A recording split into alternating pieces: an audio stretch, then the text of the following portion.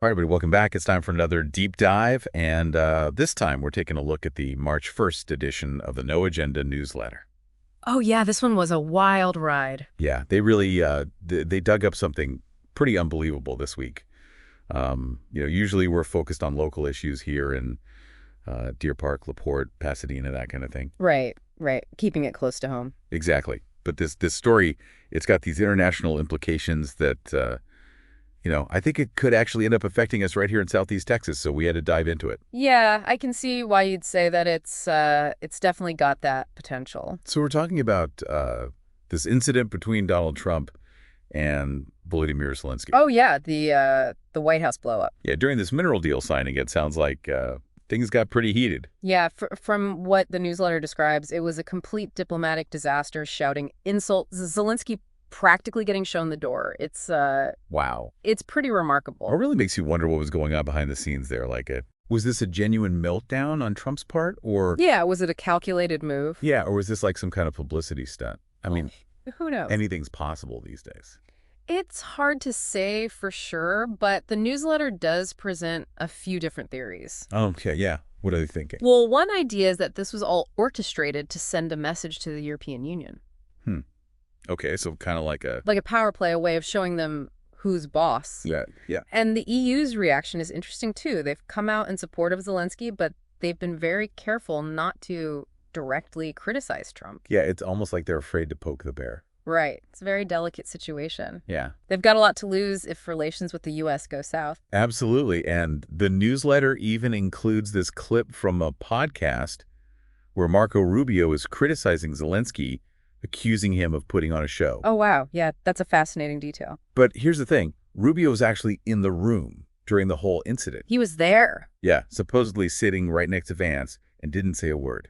So he was just observing the whole thing. It makes you wonder what was going through his mind. Right. Was he silently agreeing with Trump, or was he maybe just taking it all in, trying to figure out how it could benefit him down the road? I mean, that's politics, right? Yeah, it's a complicated game. It really makes you think about how much we don't see, what's happening behind closed doors. Absolutely. There's always more to the story than what meets the eye. So do you think there's a chance that this whole thing with Zelenskyy could be part of a bigger strategy?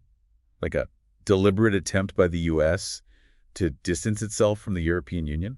That's a really interesting question, and it's something that a lot of people are talking about, especially in light of Trump's recent comments about the EU. What's he saying now? Well, he's been saying that the EU was formed to exploit the U.S., Hmm. which is a view that's actually shared by a surprising number of commentators. Wow, okay, so this Zelenskyy incident, it could be a sign of things to come. It's certainly possible this could be the start of a major shift in U.S. foreign policy. And if that's the case, how do you think it could affect us here in, Deer Park, LaPorte, Pasadena? Well, that's what we're going to try to unpack here. All right, let's do it. So if the U.S. is moving away from the EU, they're going to need to find new partners and new markets, and that could create some interesting opportunities for businesses here in Southeast Texas. Okay, yeah, that makes sense. But it could also lead to increased competition from imports, so it's a bit of a double-edged sword. Right, yeah. We're going to have to wait and see how it all plays out, but it's definitely something that we need to be paying attention to. Absolutely. And the newsletter also mentions this potential for the U.S. to increase its focus on South America, Oh, yeah. which is a region that's been kind of overlooked in recent years. Right, and that raises a whole other set of questions. What would increased U.S. involvement in South America look like? What are the potential benefits and risks for the region? And how might those ripple effects be felt here in Southeast Texas? It's like a domino effect. Exactly. One thing leads to another, and it can be hard to predict what the ultimate outcome will be. So we've got a lot to unpack here, but I think we're off to a good start. Yeah, I think so too. This is going to be an interesting one to follow. All right, so let's dive in and see what we can learn about this whole situation. It's a lot to wrap your head around, all these moving pieces and potential consequences. Yeah, it's pretty mind-boggling when you think about it, like Yeah. how this one incident could potentially reshape the global landscape. Exactly. And it all comes back to this idea that the EU was formed to exploit the U.S. Yeah. Is there any truth to that? Well, it's a controversial claim for sure, but the fact that it's gaining traction is significant. Right. It's being used to justify this potential shift in U.S. foreign policy, painting the EU as an adversary and creating this narrative of America needing to go it alone. So this whole thing with Zelensky, whether it was intentional or not, it could be the catalyst for a major realignment. That's right. It's like they say, never let a good crisis go to waste. And if the U.S. is serious about distancing itself from the EU, we need to be prepared for the potential fallout. Absolutely. There could be a lot of changes coming our way. Yeah, like what kind of changes are we talking about? Well, for starters, think about the impact on trade. Okay, yeah. If the U.S. starts looking for new trading partners, it could create opportunities for businesses here in Deer Park to export goods to other parts of the world. Okay, so that's a potential positive. Right. But on the flip side, we could also see increased competition from imports, which could hurt local businesses. Right, so it's a bit of a gamble. It is. We just have to wait and see how it all plays out. So it's not just about economics, right? There are other factors to consider. Oh, absolutely. This could have a ripple effect across all aspects of our lives. Like what, for example? Well, think about immigration. Okay. If the U.S. increases its focus on South America, we might see an influx of people from that region coming to Southeast Texas. Interesting. Which could put a strain on local resources, but it could also bring new cultural influences and perspectives to our community. Yeah, it's definitely a mixed bag. It is, and it just highlights how interconnected we are with the rest of the world.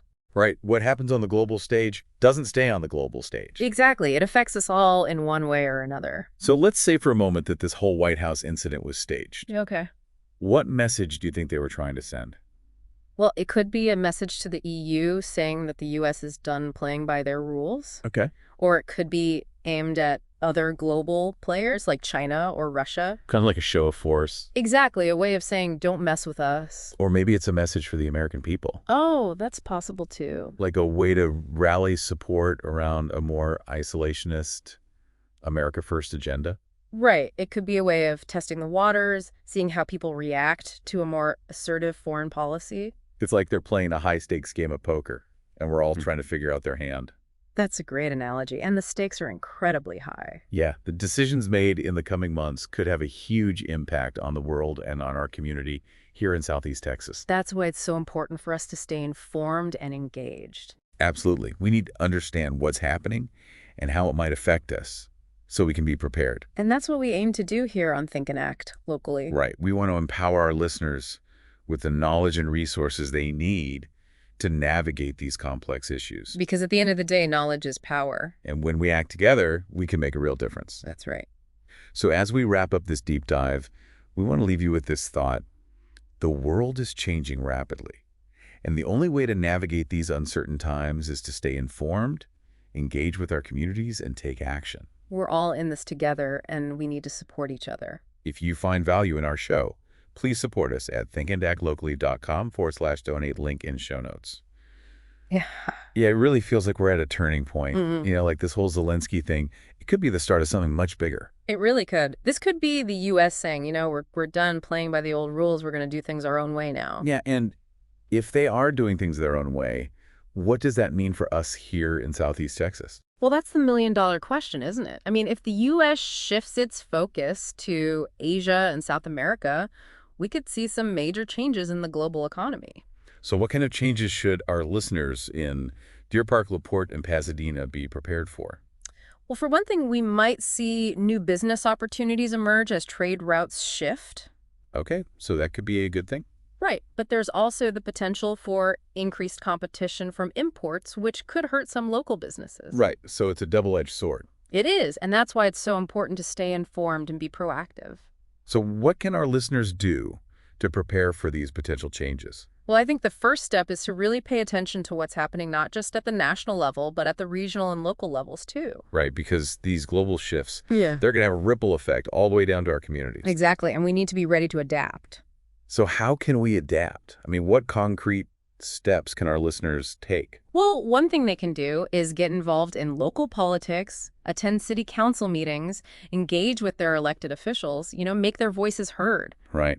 Make sure our local leaders are aware of our concerns. Exactly. And they can also support local businesses, invest in their community, volunteer their time to organizations that are making a difference. So basically, we need to think and act locally. Exactly. That's what it all comes down to. Because at the end of the day, we're not powerless. Right. We might feel small in the face of these global forces, but we can make a difference. We can shape our own future. Absolutely. And that's the message we want to leave our listeners with. The world is changing.